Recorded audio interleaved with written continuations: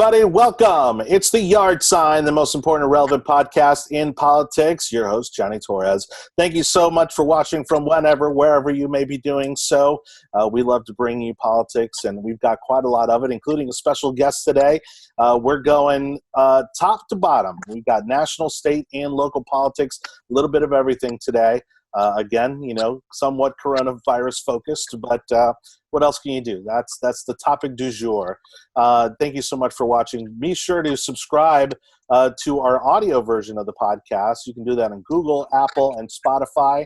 And then while you're here, just go ahead and hit the share button. We want to reach as many people as we can during this election season, and you're the one that's going to help us make that happen. We want to, of course, reach as many people as possible with our political message, and hope that we have another successful election this come around. And of course, being the elections and this coronavirus thing happening, we're obviously not sure where any of that is going to go these days. But thank you to everybody for watching. As always, we're going to go ahead and start off with the topics for today.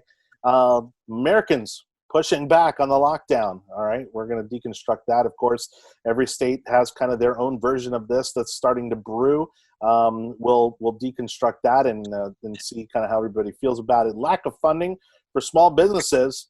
The SBA loans run out. Is there going to be more money on the way? We'll talk about that.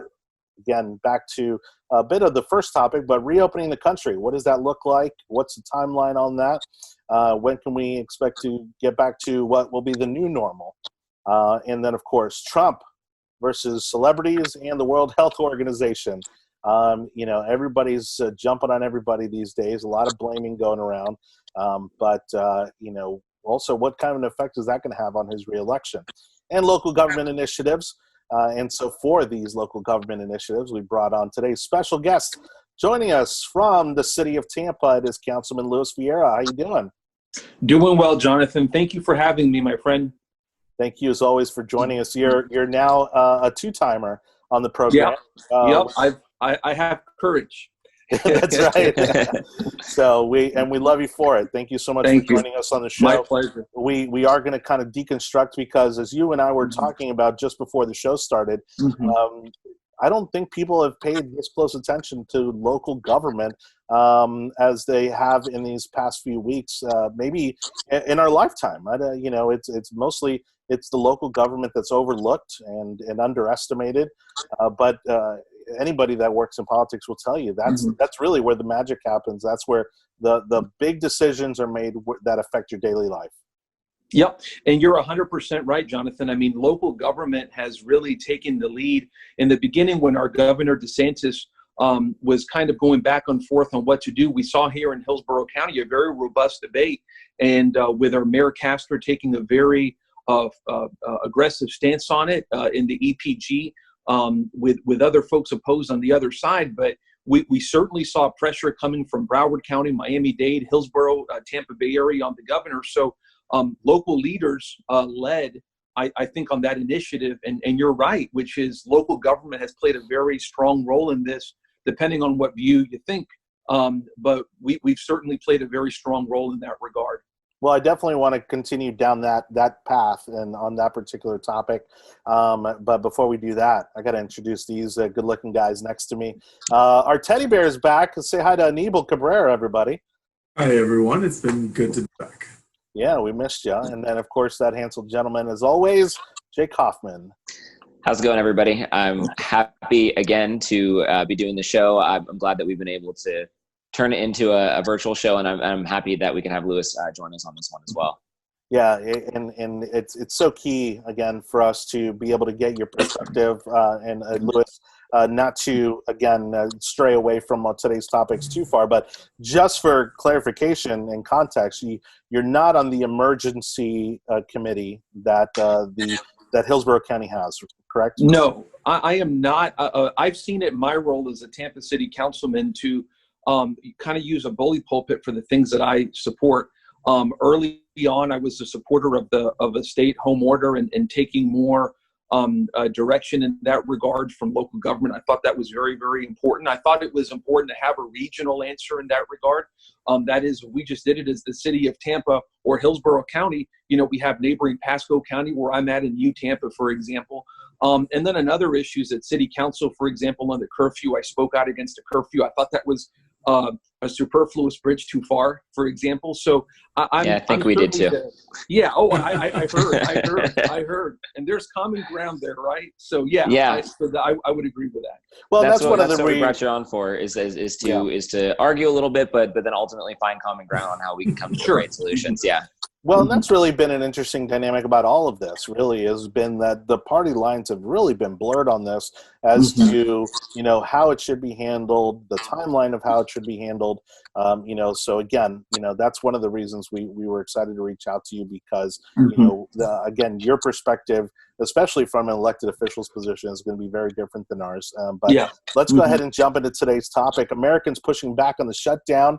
The president, talking about liberating states, which, is a little dramatic in my opinion, but certainly people are getting very anxious. I think people are ready to get back to normal. But obviously, these are circumstances that we've never been under. Now, yes, granted, we have more luxuries and resources than ever in terms of keeping ourselves entertained and distracted in all of this, but, we're seeing protests throughout the country. I would say here, we're not seeing as much of that. I know Orlando, I think, had a demonstration. But how are you? We'll start with Anibal, being that, you missed the show last week. What's your take on this? I know, you're a very business kind of economic focused guy. Are you thinking, hey, let's get back to normal. Let's reopen as soon as possible? I think that the country as a whole is very willing to stay at home, work from home, do social distancing and everything else. I think the country as a whole was pretty much, and pretty still is, on board with that tactic. I think where people started to get upset about it, and Tampa kind of was the first horse out of the gate with the pastor not willing to shut down his church during services for that first weekend when we started. And could it have been handled differently? Yes. I think it was, because it was the first shot, there wasn't that much pushback. If it were to happen now, I think it would get even more intense. There's examples of people getting ticketed for being in their cars in the parking lots of churches. People are getting arrested with their children playing ball in the parks. I mean, someone got arrested for paddleboarding by themselves. And I think as more of these stories come out, the general public is going to get more and more upset, because it's true, and we'll have this conversation. What happens in New York and LA, and it's sad, and we need to send resources there, and they need to practice what they're doing. But states like Wyoming, counties like Citrus County, I mean, these are places where it can actually get started, and the way the president has rolled out the phases is what's going to be the best way. 22 million people are out of work right now, and we could talk about no one wanted to see that number hit that amount, but there's a direct correlation of every percentage that intake for unemployment, there is a correlation of deaths increase. So people need to get back to work, people need to get back to feed their families. I mean, we're all blessed to be able to be week 5 into this and not having as difficulties. But some people's families were having difficulties. Yeah. Yeah. And what I'll say about this is, it's like, if you've been watching this show for the past month or two, we've really been hesitant to advocate for any sort of like enforced stay-at-home orders. We're okay with like some of the advisories that come out for social distancing, all those things. But one of the things we've been warning about you since the coronavirus, like if you go back like maybe 3 months ago that first came out, was that there's going to be government overreach, right? Like that's going to happen. Like that's what should scare you. Like I remember talking about this, like when we were talking about them closing streets in Wuhan and things like that. So when we were having that conversation, now we've started to see that happen over the past few weeks. And I think that American people are sitting at home 2, 3, 4 weeks. And then all of a sudden it's like, there's not a clear plan and a clear path forward. Again, just every day is more job loss. We'll talk about, promises to small businesses that aren't fulfilled and that they're hanging out, hoping to get some money at some point. Stimulus stimulus checks are starting to roll in a little bit. But the fact that all these small businesses haven't received their money yet, it's all adding up to civil unrest, right? Which is what you're starting to see. And so it's a good sign and a bad sign, right? Like, you never want to see people protesting in the streets, but at the same time, I'm happy that we have people that are able to go out and demonstrate at their disagreement with the policies without getting locked up and thrown in jail or worse, what you're seeing in other countries, right? Where they're forcefully having, problems. Well, and Jake, you might agree with me on this, is I think that we would have it two ways right now, especially if this continues, because it would either be what we're seeing now, which is people protesting the government, protesting the overreach, wanting to get back to normalcy, or we would have the other situation, which I think is far worse, is that people are going to start to get desperate because $1,200, especially in a city like Tampa and many of the major cities across the country, probably doesn't even cover your rent. And so these circumstances and these restrictions, again, are going to put people under a situation where they're going to have to resort to other means, unfortunately, likely illegal means, to provide for their families or for themselves. And so I think we either see a rash of crime begin to escalate because of the lack of resources, financial resources for a lot of these people, or we see what we're seeing now, which is a pushback against the policies so that we can get our communities back to normal. Louis, what's your take kind of on these demonstrations that we're seeing around the country? Sure. Part of it is not just the civil liberties challenges that we always have, but there's a lot of anger. There's a lot of hurt out there. There's a lot of, if you're out of work, you're more susceptible to a theory of frustration and anger on this. And most families are affected economically. Even if you're not affected, you could have a parent, a relative, someone you can't see. My brother, who's mentally disabled, lives in a group home half the week, and I haven't seen him in 5 weeks because he's in quarantine. My mom hasn't seen him in a while, and that really, really hurts a lot, obviously. I think that when it comes to some of these protests, what worries me about it is number one, theories that may abound on it with regards to paranoia and conspiracy. The idea that COVID-19 is some sort of a conspiracy to stop the election, ruin the economy, and that's spreading a lot. And then, frankly, I would be remiss if I didn't say yes, I would use the word shock. And I was shocked by President Trump, because you look at where he was at before March 15th or 16th, largely downplaying the virus. Then for about a month, he was very, for the most part, for him, responsible on it. And then when I read those tweets about liberate Virginia, Michigan, Minnesota, talking about the gun control laws that were passed in Virginia, which are, a whole separate issue. And then the next day, retweeting something talking about Ramadan coming up and, not enforcing it against Muslims, but against Christians. I'm like, what's this guy trying to do? Is he trying to be the right-wing Stokely Carmichael? Yeah, and I think that, again, I want to get into it because we have a whole other topic set aside to talk about Trump versus like the World Health Organization. And, just some of your points, like, when you have China and when you have the World Health Organization, which everybody, seems to be heralding as this, an authority voice on the situation that's purposefully downplaying the virus, purposely giving us misinformation and incorrect statistics, and they still are. He's acting off of that. Trump obviously shut down flights to and from China a long time ago, way before it was publicly acceptable to do that.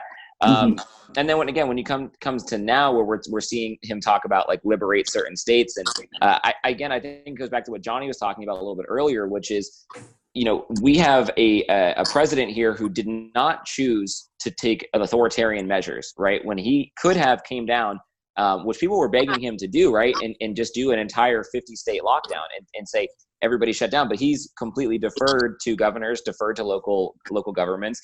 And now he's getting a lot of pushback from Democrats, it seems like, where they're saying, he should have shut down. He should have done this. But like, all he did was not take the authoritarian steps that everybody was warning that he was going to do, which is kind of what you're saying, right? Like, his discussion to people to liberate their states and is because he sees that, again, we have a very, very small percentage of people, right? Like, and we've flattened the curve, and the percentage gets smaller and smaller every day of people who are in the ICUs and we haven't had a case in the entire country where we haven't been able to care for them. Like every doctor and medical voice has come out and said, like, we've had all of the equipment that we've needed, and we've also had all the beds available and all those things. So people are starting to see that, and they're going, okay, so what's the goal now? Because when not just the president, but local governments came out and said, we're going to do this for a week, we're going to do this for 2 weeks, we're going to do this for a month.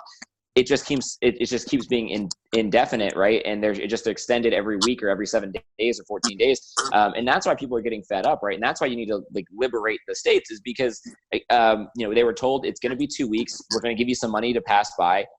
They didn't get the money, and it's longer than 2 weeks. So that's where, the American people, I heard someone saying this, I want to give them credit for who it was, but the American people, the spirit is so much different here than it is in anywhere else in the world, because like we have the ability and the spirit to come out of our homes and do a protest without the fear of, again, being locked in jail or repercussion from the government. I think that's what you're seeing right now. Well, and I'll say this for that too, and I'll let you go in just a second, Anibal. But the one thing, Louis, to what you're pointing towards, and I think you're right, but the explanation I'll give for it, and this is something that, again, if you go back and watch just about any documentary on how Trump came to office, I think what you'll find is that if there's anyone that is listening to the pulse of his base more than anyone, I think, is Donald Trump. And if you will go back, there's a great documentary on Netflix called Trump, the American Dream.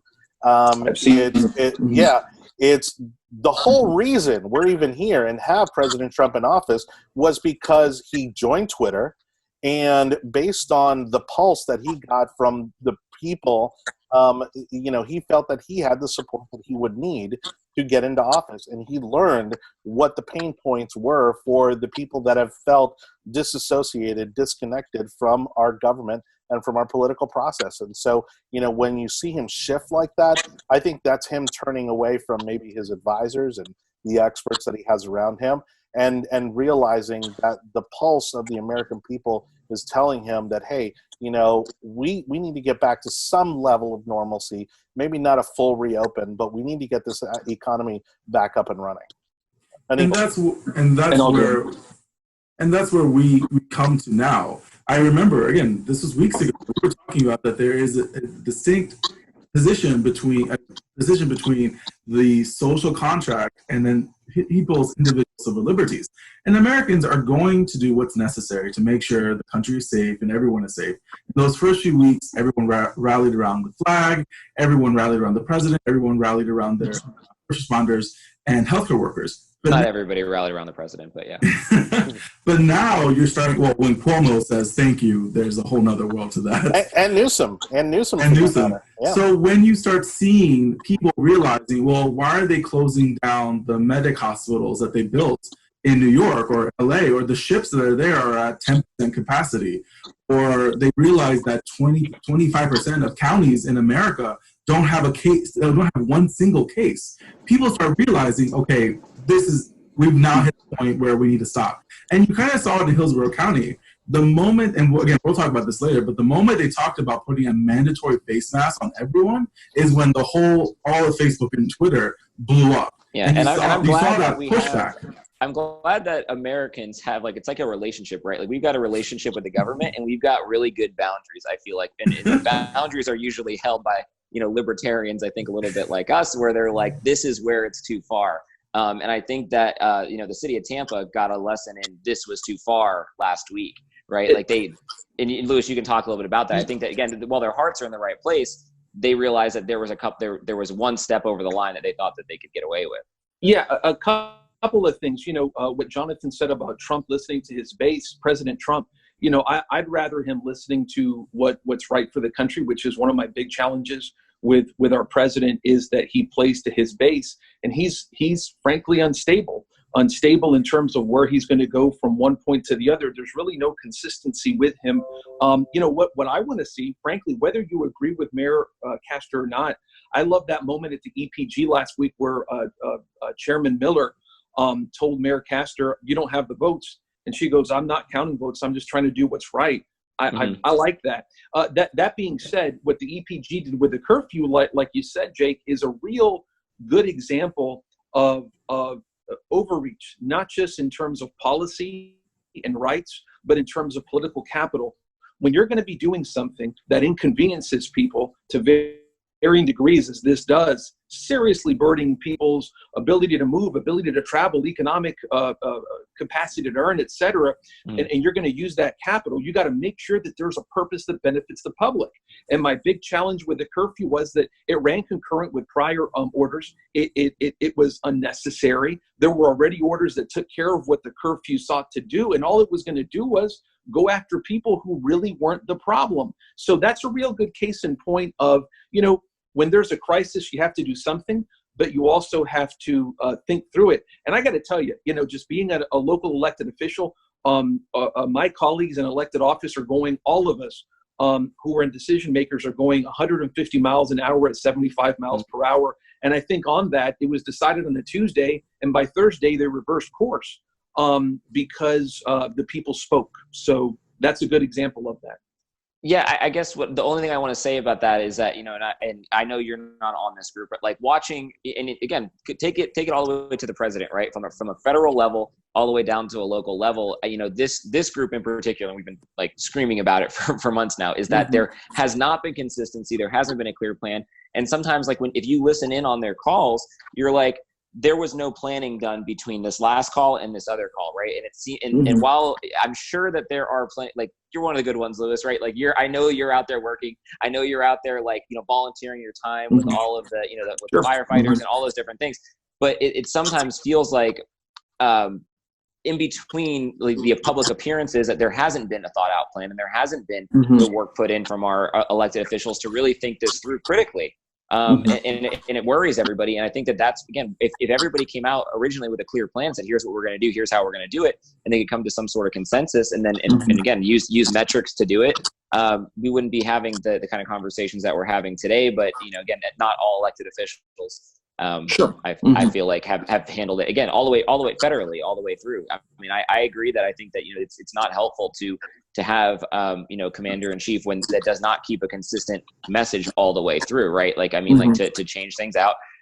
It's, we can be critical about Trump on this show, like despite, agreeing with the majority of the way it was handled, there's still, I can go back and listen to some speeches where it's like misinformation came out and then it caused problems, right? Like he had misinformation about like embargoes and things like that totally threw the stock market for like a loop, when he's talked about it this was a couple of weeks ago. But like, that's the kind of messaging that if you're going to come out and tell the public, like we're going to change a major policy, like it needs to be thought through. All right.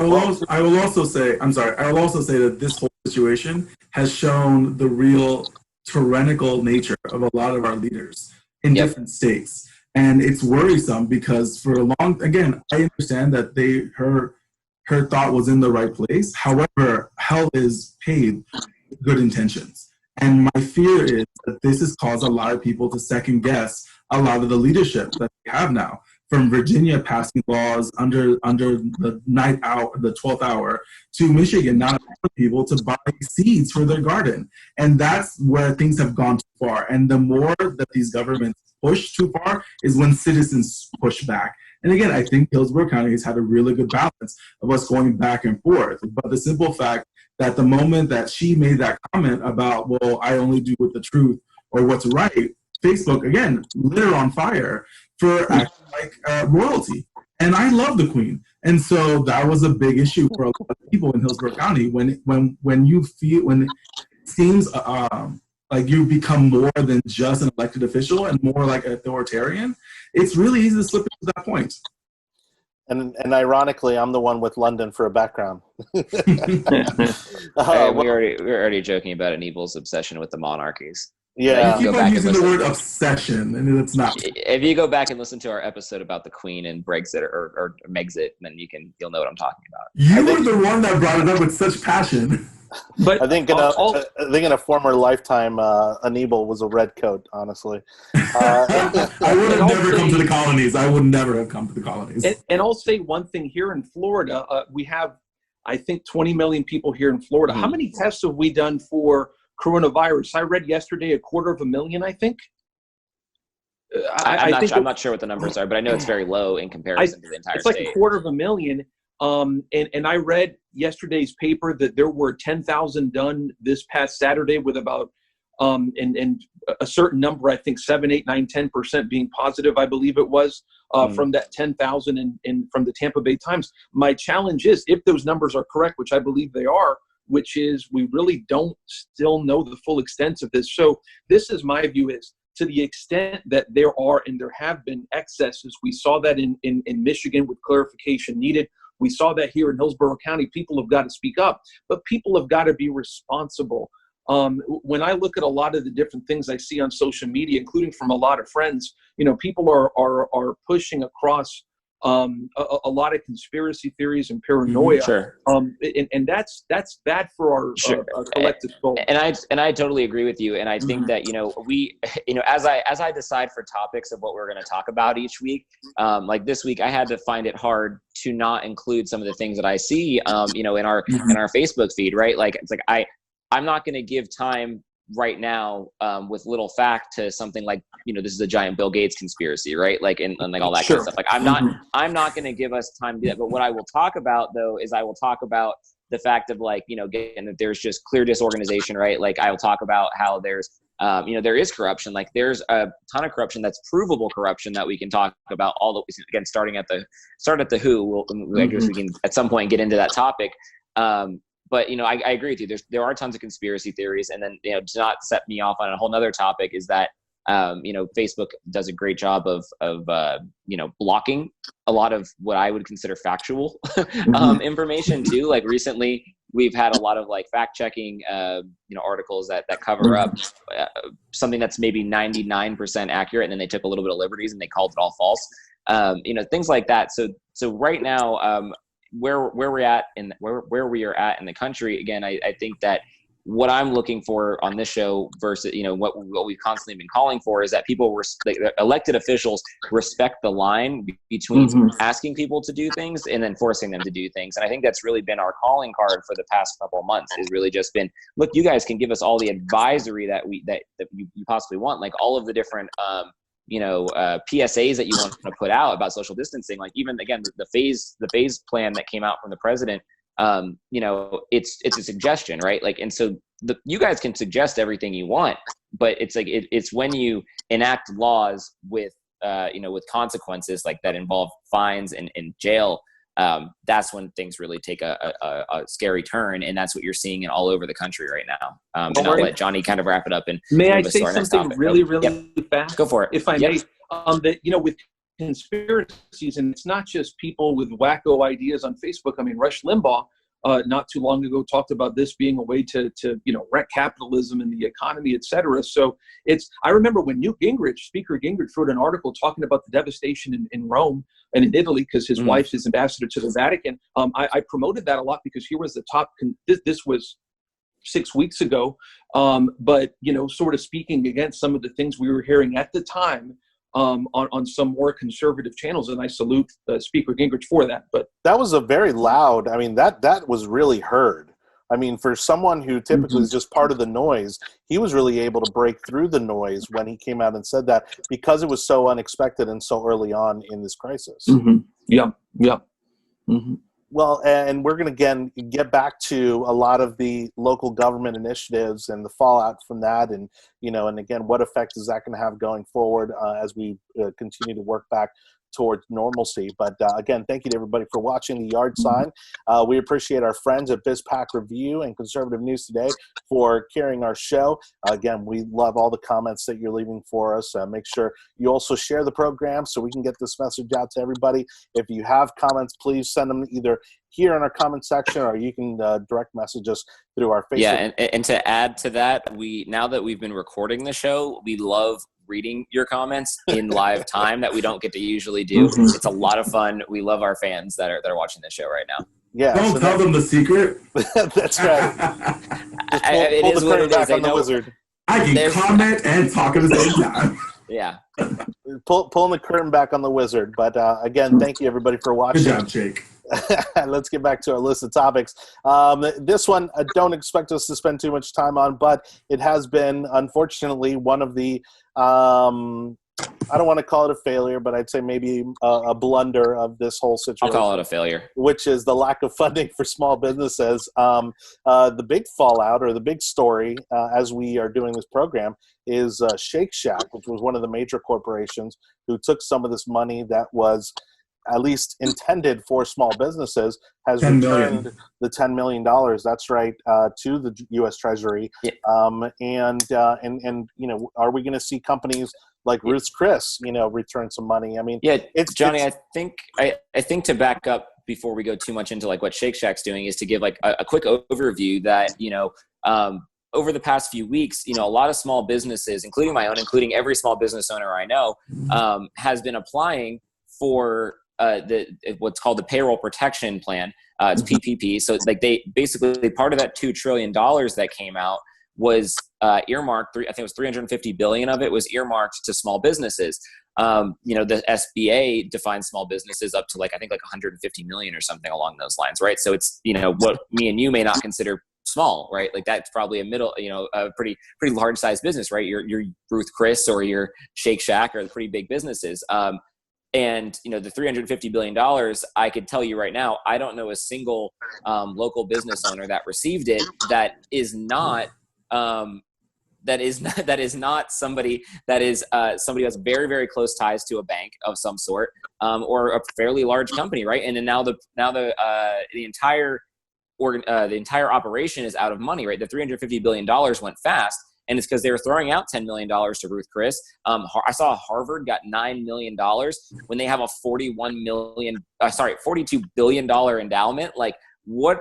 Like it's insane that we have the money going to those organizations first. And again, everybody that's actually maybe you have 10 employees or 15 employees. Those small businesses have not received a dime, and I have no idea whether or not they're going to receive a dime. And it really is a failure of the system, and I'll let you guys talk about it a little bit. But I mean, I think it's infuriating to a lot of your restaurant owners that are here locally that would love to open back up, that would love to pay their payroll for the next 2 months, but now that money's not coming, and that's what again, that's and to Lewis, like the local government has been saying, go to the SBA, get your loans, go to the go to the federal government and get the loans, and it's like it's not coming to your average person, your average business owner at all. Yeah, well, before I toss it to you, Anibal, and then to Lewis, the other thing too is that it's tricky, right? But like what I often say about most legislation, it's designed with good intention, but then in the execution of it, obviously there are unintended consequences. And I think from that, you also look at, for example, here locally, we have Bloom Brands, right, which owns Outback Steakhouse, Hooters. All right. Now, part of this corporation are also its franchisees who are technically local business owners.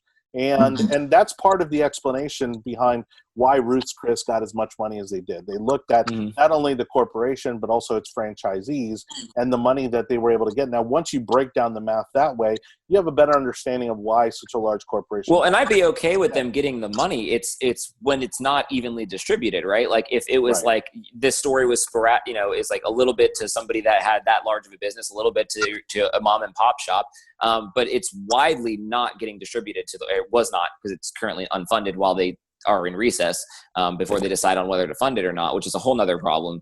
Like that we're going to wait another 2, 3, probably 4, 6 weeks before it's really refunded and starts getting sent out again. So well, it goes back to the problem. It goes back to the problem with taxes, with paying taxes, right? If you're average Joe who just has, the guy down the street doing your taxes, you're probably not going to get, as much of the tax breaks as, the corporation that has, a whole floor full of accountants and tax experts that are, doing the math for you and finding all the loopholes. But on that note, Anibal, what's your take on whether they should continue this program, how it was executed, how are you feeling about it? So the first concept to understand is that these programs were never meant to be a nationwide rollout. It was always an earthquake happening in California, hurricane hitting Texas, or a tornado hitting certain parts of the country. And then they would allow for people to put in their applications, get funding, and then have the local banks be able to distribute them. The problem with a national-wide rollout is that you have 45 100 lenders having their own particular guidance. And then the SBA saying, well, you're in charge of accepting the application for this. So the first round of individuals that received this money that came through, and I don't want to say that Jake doesn't know what we're talking about, but I will say that a large portion of the people that received this, 1.2 million small businesses that received checks of 150,000 or less. From there, it keeps on escalating to the highest point of those that got 5 million or more was about 4,412 companies. Now, I truly believe from the get-go that it was underfunded. It was going to be impossible to assume that you were going to get this done, knowing that this economy is about 22 to 24 trillion dollars. Divide that by 12, and if you're not willing to put in $1 to $2 trillion in this emergency fund, then it was never going to work in the first place. At the moment, they're working on a bill for $310 billion to go into the PPP, $50 to $60 billion to go into the Economic Injury Disaster Loan Program, $75 to go to hospitals and specific other rural areas, and then $25 billion to go fight the virus. Well, that's if Nancy Pelosi doesn't hold it up. While Nancy she's Pelosi talking about all of her ice cream. I know. Oh, horrible. Who has that much ice cream in their $24,000 refrigerators? Did you see Senator Rubio offering Pelosi some ice cream to get an extension passed? Stop. It looks great. What I will say that it will get passed this week. Sorry. I will say that it will get passed this week, and it'll probably be signed by the president before the end of the week. It needs to get back down. But the problem is going to happen again, that there are hundreds of thousands of applicants in the queue now that are going to go through or maybe go through. And so right now, I think it's going to be another problem. We might even see a third tranche get released, depending on how much demand it is. It took 13 days for this to get for $350 billion to get demolished or applied. Not necessarily they handed out the money, but they've already appropriated that money to some other. Yeah, and then to add to that very quickly, and I want to get Lewis's opinion on it because I'm sure you've talked to people in the Small Business Association and a lot about this. But Florida did the same type of program before this one came out. And I think that the funding only made it to like 1% of the applicants, right? Of like there's like a $50,000, available loan, kind of the same thing. And now you're talking about a few select companies that were able to get that. When that list comes out, I don't know what that's going to look like, but I'm curious to get your opinion on the state program and the federal program. Yeah, and I have talked to a lot of people. I did a small business town hall with Carol Post from the city of Tampa to talk about access to local and state and SBA funds for entrepreneurs here in the Tampa and Hillsborough County area. And I heard a lot of things. The biggest thing that I heard was, Lewis, make sure that whatever program is out there rewards people like me, because I'm trying to keep my workers. I'm trying to get them paid. I don't know what percentage of our workers, 70, 80%, whatever, get health insurance on the job. We're in a health insurance employment-based system for private insurance. And for when people lose their job, they lose their health care. They lose their health care, they lose their minds. So that is one good thing, at least in the rules of the PPP program, which is that if you do meet certain standards with regards to continuing salary and continuing employment, then certain things are forgiven with regards to the funds that you get. And I think the program was done really well. I think that the idea behind it was a really good idea and addresses a key problem. Yeah. And it helps folks out in that regard. I hope that stimulus part 2 that we see continues down that right step, obviously.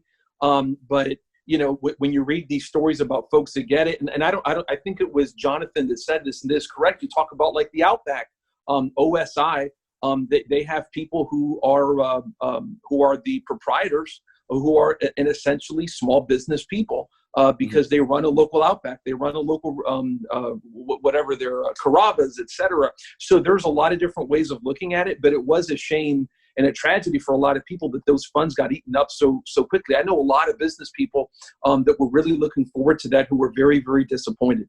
Well, not only that, Lewis, into start to move on to the next topic, but there were companies that I've heard from, because of my role formerly in Senator Rubio's office, who preemptively kept people on and were paying their salaries in the expectation that they were going to get some of these funds and hoping to replenish their bank accounts with these funds. And again, maybe not the smartest idea, given the, how reliable the government is on these sort of things. But now they're deeper in the hole than they expected to be, and maybe in a financially worse situation than they were 2 or 3 weeks ago. Yeah, and I'll say if. Oh, go ahead, please. No, go ahead, Louis. It's fine. I was just going to say this has always been a pet peeve of mine, and it should be a separate topic if y'all haven't dealt with it, which is budget deficits. No one wants to talk about that now, but I tell people this: we begin this national crisis with $1 trillion budget deficit. Yep. Our budget deficit is the size of the entire U.S. budget up almost 30 years ago. That's amazing. We're ill prepared for the capacity to handle this. Don't get me wrong. We should spend and do what we can do to bail people out of this misery. I believe in that. But I'm on budget deficits. I'm an old-fashioned 1990s Democrat, 1990s person, I should say, which is I'm a deficit hawk. And this isn't a time for deficit hawk.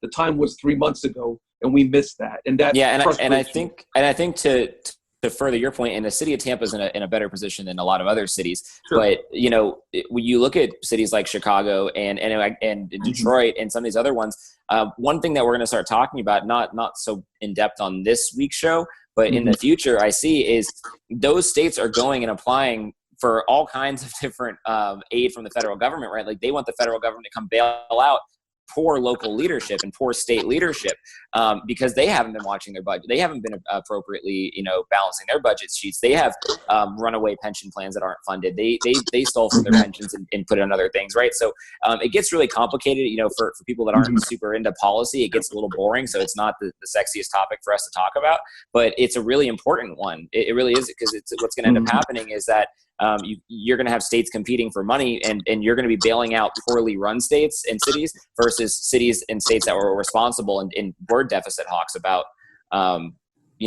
keeping their balance sheets accurate. And I'll say, if I may, on that point, which is, before this crisis came, I had a lot of budget asks that were coming through. And now, as far as I see it, our next budget in October is going to have to be meat and potatoes. Sure. Like I talk a lot about wanting a sensory-friendly autism park for the city of Tampa, and I'm passionate about that because of my brother. But those type of things you set aside. The only thing I'm not setting aside is Fire Station 13, because that's public safety. Everything else, in my opinion, when we're asking taxpayers for money from the federal level, et cetera, we have to be fiscally conservative and save local people's jobs that are necessary. Well, not to get too hyper local here on this topic, Louis, but to kind of wrap up this particular topic, this is kind of the perfect storm. What a lot of us who are more fiscally conservative were worried about under Mayor Buckhorn, that he was spending so much money in building these parks that, but yes, by all means, they are beautiful. They are in use. The Riverwalk, all this stuff has been a great addition to living in Tampa and in Hillsborough County. But these parks are incredibly expensive to maintain. And now we're going to find ourselves in a position where, that money could be going towards other more necessary things. Julian B. Lane, I wasn't on council when we voted on that. That mostly came from the BP money. In 2017, we had a deal where we raised the millage rate, and we used part of those funds to put off for what was expected to be a revenue loss with the increase in the home mortgage exemption for taxes. We didn't get that. We're actually in a decent spot. I personally think, other than Julian B. Lane, that you look at a lot of these parks, for example, the new Tampa Rec Center, the Villa Brothers Park that we improved in 2017, and we funded that. I don't think those type of things are gonna break us. I think those were reasonable expenditures, and especially when you take a look at all the investments we did in downtown, taking a look at 17 and 18 and funding areas like East Tampa with the pool a year before that, and New Tampa and West Tampa with Villa Brothers Park. I think those were needed investments. But if right anything, now, go ahead. No, I was just going to say, well, if anything, we've certainly learned that people are willing to use the parks, when everything else is shut down. Yeah. So, let's talk about reopening those parks and everything, because that's our next topic, right, Johnny? I know we want to hit one more question. I know we're going to hit that point. I will say this, though. Do not expect a tax return of any kind come the next year or the year after that. They are going to give it, and they will definitely take it away by the end. That's my little bit of advice. Reality check, yeah. Yeah, the reality of, yes, spend the money, spend the check, but understand you're not going to get a refund check whatsoever unless you talk to me, and then we'll make something happen. Well, and again, to start the next topic, I think regardless of where you find yourself in this situation during the coronavirus, whether you are working or not, everybody wants to get back to normal, and obviously it's going to take a long time before we reach the new normal, because there will be a new normal after all of this. But reopening the country continues to be the biggest topic. And again, a lot of criticism, a lot of differing opinions.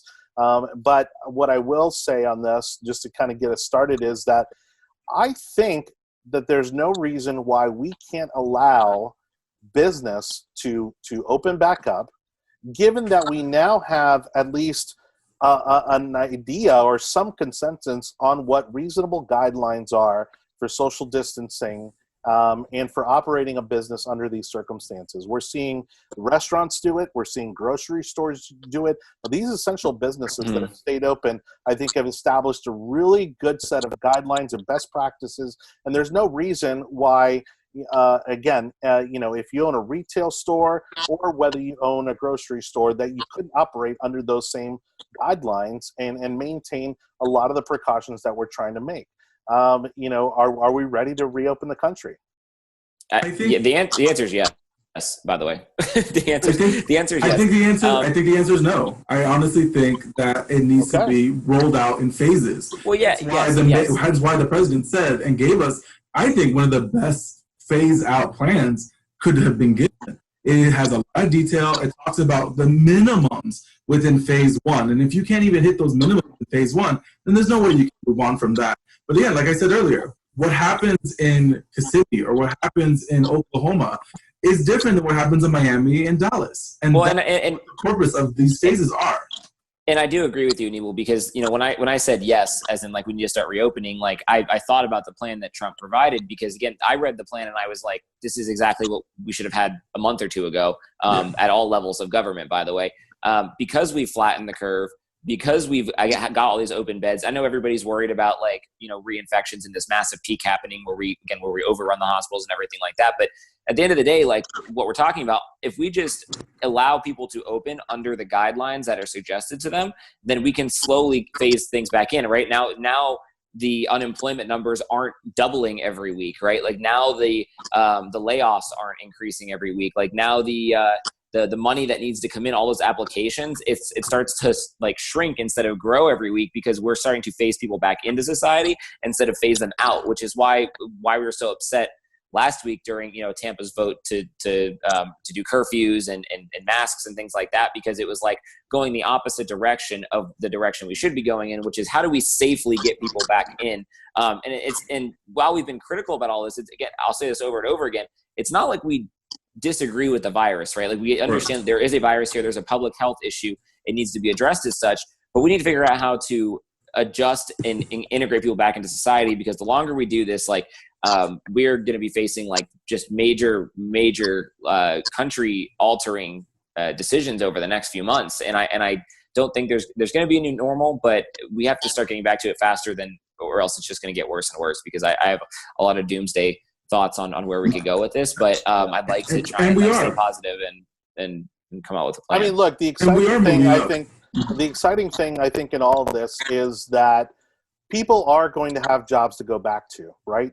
I think a lot of these people who have applied for unemployment, they are going to get snatched up pretty quickly. Once we do start to reopen businesses, I think the economy overall is in a good state. It's just in hibernation essentially because of what we've had to do to lock the country down. That's what everyone keeps saying. I'm just not quite there yet. This is more on like a macro level, but I think that when you inject the country with this many trillions of dollars and you devalue people's purchasing power and you provide them on unemployment maybe $4,000 a month, it's when they were used to making $7 or $10 an hour. When you do all of those things, we have two different directions we really could take the country, right? Like we could take the country in a direction where we become more of a welfare state and we're just constantly providing, because now that you've opened the floodgates, $2 trillion, well, what's 3 trillion and 5 trillion and all of a sudden like 10 trillion?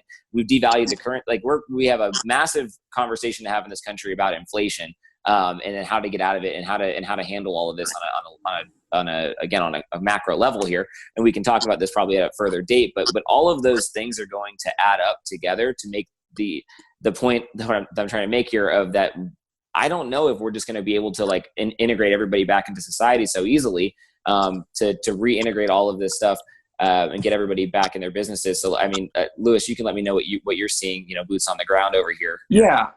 Jake, I think there's 3 things that we need, which is, we got to be cautious. We have to have patience, and we have to have leadership. Some of these are easier said than others. Caution in the sense that, statistics I cited that I believe in Florida, we've had about 250,000 testing done for individuals for COVID-19 out of about 20 million Floridians. There's still a lot of unknowns, and I would hate for all the sacrifice that we've put forth, emotional sacrifice, family sacrifice, and a lot of economic sacrifice to be wasted because we go back too fast. Number 2 is, to quote Axl Rose, it takes patience. And mind you, listen, I want to be very clear with this. It's very difficult. It's very easy for somebody to say who's not out of a job to go, oh, be patient. And that's why we need federal, state, and local relief. So I don't say that frivolously.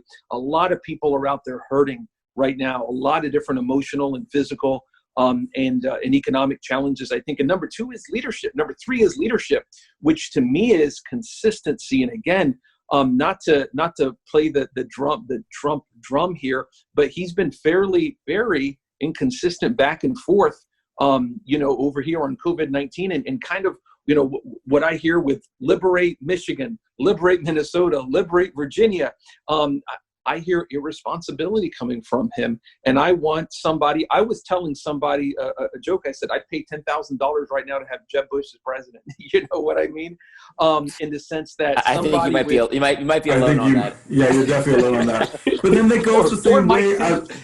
But that goes the same way with our own local officials. We have people in the emergency group asking for shelter at home that no one can move whatsoever, asking for curfews, there's no precise leadership.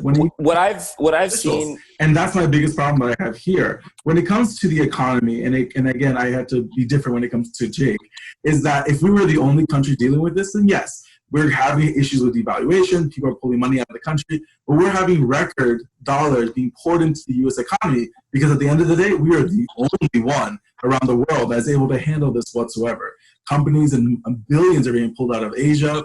We're going to do better than other countries, that's for sure. And that's why when you say inflation and devaluation of the U.S. currency, it doesn't make sense, because that only happened if we were in this on our own, or we were like in Argentina or Pakistan, which we are not. If I follow you down this rabbit hole, Anibal, I'm going to have another hour-long conversation about this, but we'll have to save that one for another day. You got to let someone push back on you. No, you can push back on me. Like I said, it'll just take a while for me to respond to that side of it. Go ahead, Louis. But what Anibal is? Oh, go ahead, please. No, you're good. What Anibal said about the curfew and changing, and again, when that was passed that Tuesday, that's what really worried me, which is I saw an immediate backlash to it, and I said to myself that the steps that we were taking locally, I felt, had very good support from a lot of people, Republicans, Democrats, Independents, and that curfew really threatened the consensus that we saw locally. I mean, the things that I saw from people that had been supportive of what local government was doing, it fractured that coalition, and that's why they went back on it, because again, it expended capital for pretty much nothing. It was a superfluous bridge to nowhere. And that's one thing. And to hit on Anibal's point a little bit more, something that I've seen is that when you come back, you come out with a policy, right? Like, and this isn't just the situation we're talking about in Hillsborough County and their emergency policy group and the curfew and everything, but you could take the same example and put it all the way up through federal or other states that are having the same kind of issues. There's a lack of conviction from our leaders, right? Like, if you believed that a curfew was the best thing for the city 2 days before you rescind it, then you should stick to your guns, right? Like you should really truly believe that this is going to help people. This is going to be the right move. And if you don't think that, like to the effect that a survey of 30,000 people is going to change your mind, I don't feel like you've got a lot of conviction, right? Like, so one of the things that I've seen about, like, again, I'm not trying to call out anybody in particular here. It's again, it's local leaders through state leaders through the federal leadership. But like, if you truly believe that something is going to help you and policy is going to help you, like I expect you to also believe that a week from now and 2 weeks from now and 3 weeks from now, until something else major comes and changes your mind, not that their public backlash has been a little bit different, because our leaders should be taking steps that are not necessarily popular, but are best for the country. And that's why we elect them in the first place. Well, Yep. Being that I think we're going to have Lewis on with us for just a little bit longer, I want to kind of flip the last two topics just in case you need to go before the last topic. So we've been talking a lot about the local government initiatives. We were just talking about the curfew that, was implemented, then rescinded. One of the things that I specifically wanted to kind of bring about, and this is maybe going like way down the rabbit hole on this particular issue, is I know you had mentioned, especially early on when the stay-at-home order or safer-at-home order first failed, you felt that there wasn't adequate representation for the city on the board, and so, you're advocating for, to add another city seat on the board, but, we have two or three county commissioners that are on this board who live within the city limits. And so, I mean, couldn't you say that we already have adequate representation on the emergency group? And Johnny, just to before Lewis answers that, I want to, because this show has become more and more national, so I want to try not to pigeonhole us too much on a specific a specific order and a specific county issue. But speaking to that, do you not I wanted to talk about local initiatives because of what are some of the issues you're seeing at a local level? Is just generally misrepresentation based off of the population size. That other counties probably seeing the same thing. What are some other things you're doing with the CRA, things like you're doing with Small Business Association, talk about all of the different initiatives that you're doing in Tampa that we could, or they're doing in other cities that they could do. Right now, and I'll get to Jonathan's question second, but to answer that, there's the One Tampa Relief Fund, which Mayor Castor has put forward. It's a real robust program. It's partly going to come from internal funds, as well as they're doing a lot of fundraising. I know, for example, Tampa firefighters, a local 754 just contributed, I think it was $12,000 to it, but it's a two-tiered program that seeks to help eligible small businesses that have been in operation. I believe it is 5 or more years and have suffered what can be verifiable income loss and have no known code enforcement challenges, so that they can get help with mortgage or rent, or a certain amount up to utilities. And then there's individual assistance also with regards to mortgage, with regards to help, with regards to utility. I think it is up to $250. And again, this is one of those things that will not solve somebody's life, but it certainly seeks to give somebody a bridge of 1 month or 2 months so that they can, live to see another day financially. So that's something that I really applaud the mayor for. I really think on a personal level, Mayor Castor, when you're in office, and this is her first elected office, it's hard to find yourself. It really is. To find, we've always got our voice, but to find your voice as an elected official, and I think that she's certainly done that in this crisis. That's just my opinion. It goes without saying. With regards to Jonathan's point on the EPG, I had proposed, and it just dawned on me in my mind, so to speak, one day, which is the city only has one representative on there. We have somebody from the school board, Melissa Snively, who's a very nice lady.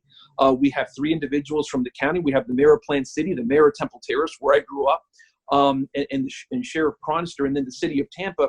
And while right now I believe the members are Merman, Miller, and Overman, all of whom live within city limits, I think that the guiding principle is not where they reside, but the seat that they're appointed for, which is for the county. If a county commissioner wants to appeal to a more of an urban-centric agenda, that's his or her wishes. But I think the board that they come from is something that's pivotal in the city of Tampa, and it's about 500,000 residents. I think would deserve one more voice on that. And it can be appointed by the mayor. I don't know if there's 500,000 residents, but I think there's still too many people. There are more people living outside of the city and they're actually inside the city. And also some of those county commissioners their districts are inside the city.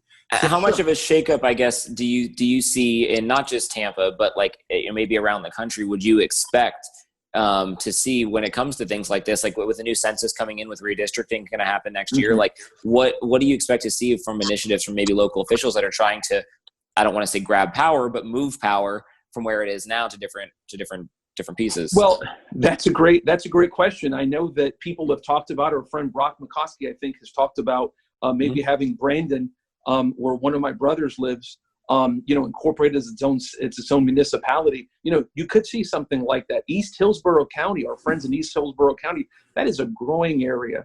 That it's a massive, massive wide area that is represented by a county commissioner, and there's a lot of points of distinguishment that a lot of people are talking about to give them additional voices out there, and that's certainly part of a dialogue that we could have. I would have no objection to that. Obviously, I advocate for the city of Tampa because I'm a Tampa City councilman. Sure. But I advocate for it within reason. I wouldn't do it to the detriment. I mean, I work with people in the county, Republicans, Democrats, etc. This with the EPG, I do think makes sense. But certainly there's a lot of room to talk about things in East Hillsborough County and having good representation for the folks out there. So let me backtrack a little bit on, the program that you mentioned, the One Tampa program from the mayor, because this is my concern, and I'm sure there are a lot of initiatives like this around the country, which is that, these relief funds, and don't get me wrong, they are needed. There are folks out there. I'll be perfectly honest, including myself, who could absolutely use these kind of funds at this time right now, because based on the type of work that I do, my work entirely dried up. 100% of my work dried up in the midst of this crisis. But my concern is that after the fact, like you said, when you're going back to the budget, that maybe not only Tampa, but other cities certainly are going to start crying poverty and saying, hey, we had this crisis, we had to spend all this money, and now we're going to have to raise your taxes because, that money has to come back from somewhere to pay for all the things that, we were originally going to spend this money on. So, go ahead. Sorry, that was it. That's a good question. I know before this, I was starting a dialogue. I was requesting that the administration put forth a master plan on we had done a master plan on parks, and I said I'd love to see a master plan on public safety. And because, for example, my North Tampa community that I represent has Fire Station 13, which is one of the busiest fire stations in the country. So, and certainly the busiest in the city of Tampa. With regards to raising taxes in a time like this, affirmatively raising taxes over where they're at right now, I don't think you're going to see that. That being said, we don't know right now. I'm certainly not in a position to know what the finances of the city of Tampa are going to be right now, because we don't know what we're dealing with. Are we going to be dealing with sticker shock of 20% unemployment, and then a year from now we're going to have a permanent 8, 9%, 10% unemployment like we had 10 years ago? We don't know. We just don't know. So I'm not really in a position to answer that. But certainly, raising taxes during a time like this would not be wise, I would believe. Well, and I wasn't saying like in the immediate future, but the eventuality that this money that is being spent as relief funds are going to have to be replenished in some way to cover for the things that money was originally intended for. So, as you said, I realize it may not be this year, it may not even be next year. But is there that thought or that worry that, hey, this is money that we're going to have to put back, in the next 3 to 5 years?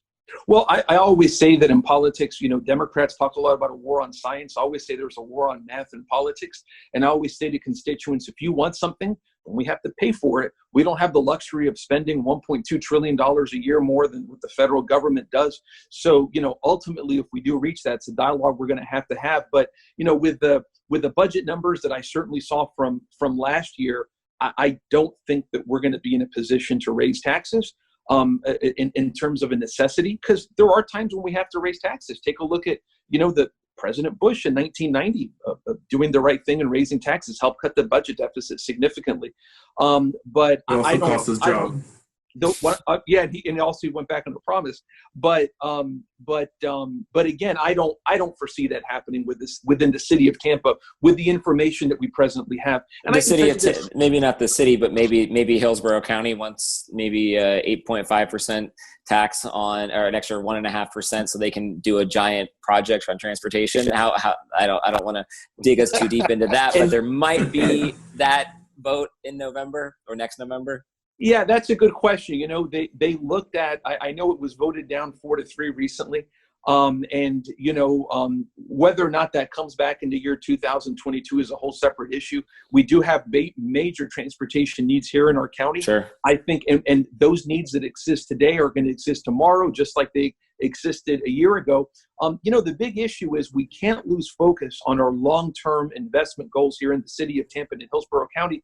Perfect example is the project that we're working on with former Commissioner Mark Sharp for redevelopment of the North Tampa USF area. I continue to push that with the city of Tampa and with Carroll Post, because I go, look, while we're going to set aside some of our wants, things like parks, etc., this is like a long-term goal that will unleash the power of the free market in North Tampa. Absolutely, we can't lose sight of that. And I think that, Mark Sharp has done a great job of everything that he's done for the past, 10 years or so, trying to develop North Tampa up there. But besides that, also been a voice of reason in this time too, over the past week or two. Now, he's been beating that drum for North Tampa, almost as long as I've lived here. Again, having moved here in 2006, he's been a huge champion for that area. And just as we were starting to see some progress, and that area start to maybe even turn the curve a little bit with the redevelopment of Fletcher and Fowler, and we're seeing a lot of new businesses come into that area. Now we get this setback here, unfortunately, but hopefully he'll keep charging on.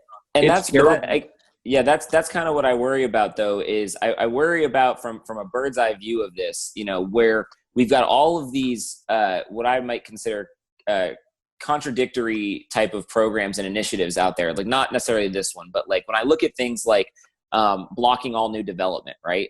That's something that the Hillsborough County has been working on, and preventing urban sprawl, and all of those things, things like affordable housing, right?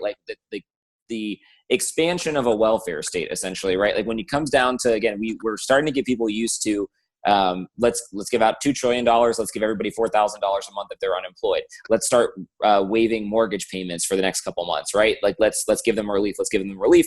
Now, what does that end up looking like? How long do you keep that going for? What is the sunset on a lot of these programs? Because let's say Tampa decides let's waive evictions, right, for the next 6 months or so.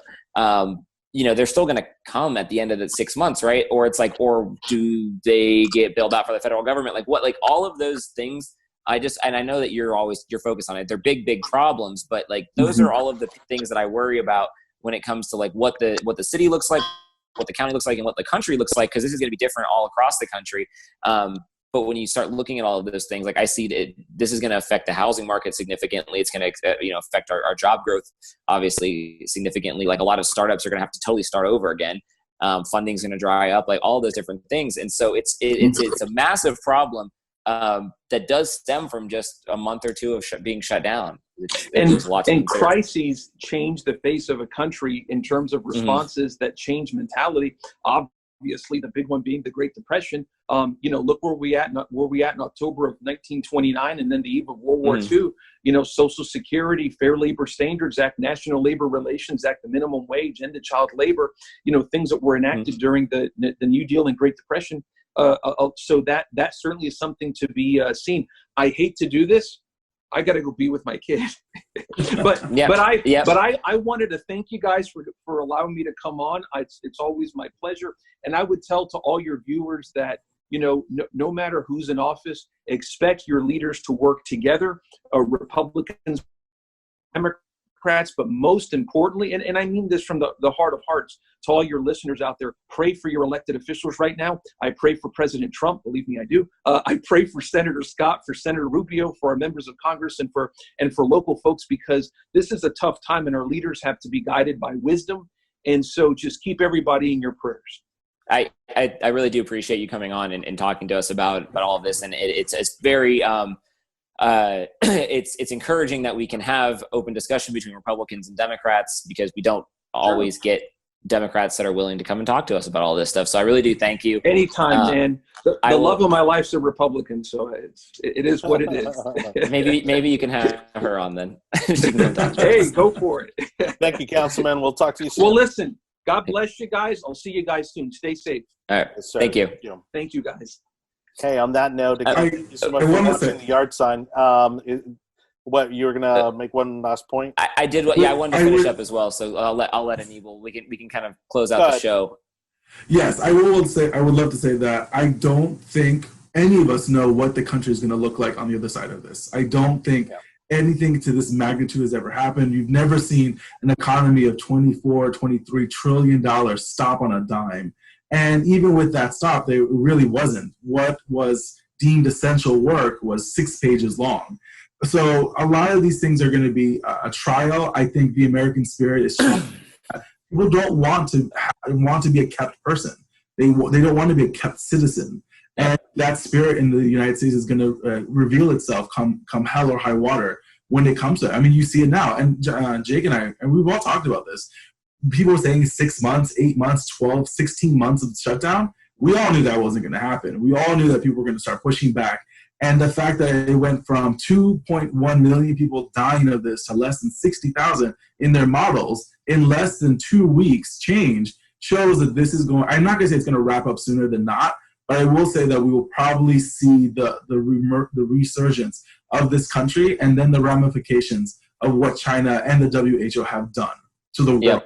Yeah, and we didn't even, I guess we're going to have to save it for next week to get into Trump versus the WHO and the celebrities and all that kind of stuff, because I don't want to keep the show going too long. I appreciate Councilman Viera coming on and talking to us a lot about, kind of a little bit of hyper-local topics, but I think it's still great insight from elected official. So I guess what I'll leave everybody with today is that, like, what I've spent the last weekend doing is listening and learning to all of the macro implications of what's happening right now. And there are two very, very different directions that we can take this country. And one is towards a welfare state. One is towards, giving people as much bailouts, not just people, but corporations, continuing to bail them out and all of those, and nationalizing a lot of our agencies and policies. I have a huge worry about the Federal Reserve and how close it now has ties to the Treasury and things like that. We're at the end of the day kind of preventing what we call in capitalism like creative destruction, where when we have a destructive crisis like this, now the government's come in and forced a lot of that, which is kind of where this becomes a gray area. But there are a lot of positive destruction that could take place. But if we don't allow certain companies to fail, if we don't allow individuals to have to innovate themselves out of this, because we protect we don't want any sort of uncomfortableness at all in this country. Like, it's going to put us in a worse place 5, 10, 15, 20 years down the line, because we're not addressing this problem now. We're trying to think that we can just hold on to the status quo by just bailing people out and printing money. But there's a really going to be a harsh reckoning at some point if we keep going down that direction. Yeah, you end up creating a bubble. And we already had a bubble in 2008. This is a bigger bubble that we're starting to see now, and then they're trying to reflate the bubble even more. And so you can keep blowing this bubble up, but at some point it's got to pop. At some point it's got to come down. I won't get myself into all of the fun conspiracy type of like where we're going to head with all of that. But that's something to think about. Like, that really should be what spend your time doing, because there's also a lot of opportunity here. So if you're somebody with a positive mindset, you're a small business owner, there's a lot of opportunity if you pivot and you innovate and you create your way out of this, instead of sitting around with your hands in your pockets, holding them out and hoping that the government's going to come save you. Because as far as I'm concerned, they're not going to deposit a dime in my bank account. Yeah. Well, that's because you don't pay taxes. Wealth is created, and I think a lot of people that take the initiative and take the opportunity can create a lot of wealth out of this. I do not see the doom and gloom as others do. I talk to a lot of small businesses. I talk to a lot of individuals, some that got checks deposited into their accounts, and all those that will never get them deposited. And people are making the changes. The government has a huge responsibility in this, because they're the ones that force this. Sure, yeah. majority of the time, it's always natural disaster or some other kind of non-foreseen consequence. But for this situation, a lot of businesses that are normally running day to day or even month to month when it comes to their overhead, this was done by the federal government. And it's the government's responsibility to take care of those individuals that they've harmed most of all. Hence why I've always said that as soon as possible, we need to regain and send people back to work, because this is one of the biggest problems. Depression, suicide, anxiety, alcoholism, drugs, all domestic violence. Domestic violence. Well, and then you give everybody $1,200 to go do it, by the way, because abuse of children. I'm gonna get us stuck on another topic. Starting to cause into it, because with people not in schools, they don't have the ability to keep these kids safe or be on the watch out for these kind of issues having in hand.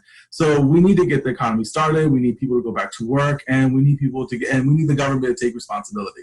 And I tell you right now, I know we don't want to talk about the HWO, but I said, I do. We just didn't have time. Yeah, I think W.H.O will not be what it looks like now, nor China. Again, I've said this before already. I think this was the straw that really broke how bad people were realizing how bad China was and is. Yeah, everybody except the celebrity culture who decided to host a sing-along-a-thon to fund a corrupt organization. But again, I think we're going to have to dive into that another day. We can, definitely. On that note, and I'll kind of touch on all those points, which is, yes, I think we're going to see a lot of backlash. This could easily be China's Pearl Harbor, in the sense that they've essentially attacked the world, and I think the world is going to retaliate against China. On the note that Anibal said, in terms of, getting back to normal and, people needing to go back to work, I mean, I think, we're going to probably be in this for at least another year before we truly return to what is our normal economy. And to Jake's point too is that there is just, we are the largest contributor to the WHO, and again, we are going to talk about this next week, absolutely. But when we're the largest contributor and China is one of the lowest contributors, and they continue to vouch for China and cover for them, you're going to see a big backlash against them, and it's one of these things where again, there will be a new normal at every level. We're talking about government, economics, global policy, global economy. And so it's going to be really fascinating to watch this kind of the best thing that you can look forward to is the libertarian wave that's going to come from this, because I think that there's a genuine disgust with the way that it's been handled from a local level to a state level to a federal level, and overreach that's happening all over the country. And you're seeing patriots kind of stand up all over the country and not stand for it anymore. So I'm ready to ride a libertarian wave into this country. I'm perfectly happy with seeing that, and I want everyone to understand that we are literally watching history unfold in front of us. This pandemic, whatever it caused in the world, we will see what happens at the end, but we will be witness to all of this, and it will be reported in future generations to see how the world handled this epidemic and how we recovered and how we will handle it going forward. Well, one of the things we're certainly going to need to talk about next week, too, speaking of the Libertarian Party, is, the rumors of them actually putting up a viable third candidate. And I use that term very loosely. But it's certainly going to be a fun conversation. It's not ready yet. It's not ready. Look, the movement's starting, okay? We're not ready to put one of the wizards up right now. I don't know. Mark Cuban, I'm just saying. That's a different story. We'll talk about it. I'll take from the Dems. I'm perfectly happy for 4 more years with Trump. Yeah. All right, everybody. Thank you so much for watching The Yard Sign, the most important and relevant podcast in politics. Again, don't forget to subscribe and rate us on Apple, Spotify, and Google Podcasts. You can also share this page right here, facebook.com/theyardsign for the show. Thanks to our friends at BizPack Review and Conservative News Today, as always, for carrying the show. I'm Johnny Torres on behalf of Anibal and Jake Hoffman. Thank you so much for watching. We'll see you next week, everybody. See ya.